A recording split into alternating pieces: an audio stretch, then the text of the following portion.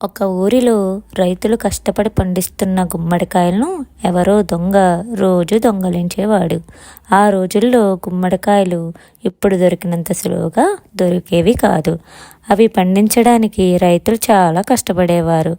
గుమ్మడికాయ దొంగ ఊళ్ళోనే ఎవరో అయి ఉంటారని రైతులు నమ్మకం. దొంగ ఎవరో కనిపెట్టడం ఎలా? అందుకే రైతులంతా కలిసి ఊరి పెద్ద దగ్గరకు వెళ్ళారు. పెద్దాయన చాలా తెలివైన అతను. రైతుల మొర విని, ఓ ఇంటేనా, గుమ్మడికాయ దొంగను పట్టుకోవడం చాలా సులువు. ఆ దొంగకి ఏ భుజం మీద అయితే గుమ్మడికాయ మోసుకుని వెళ్ళడం అలవాటో ఆ భుజం మీద గుమ్మడికాయ అంత సొట్ట ఉంటుంది అన్నాడు. ఈ మాట విన్న వెంటనే రైతుల్లో ఒకడు తన కుడి భుజం తడుముకుని సొట్ట ఉందో లేదని పరిశీలించుకున్నాడు. పెద్దయిన వెంటనే ఇది గమనించి దొంగ ఇతనే అని అందరికీ చెప్పారు.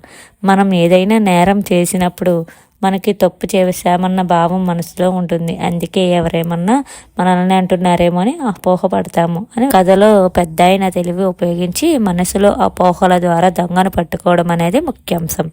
దొంగతనం చేసిన వ్యక్తి తన తప్పు కారణంగా ఆందోళన చెందడం, అదే దొంగను వెలికితీసే సందర్భం. కథకి చాలా బలమైన అంశం.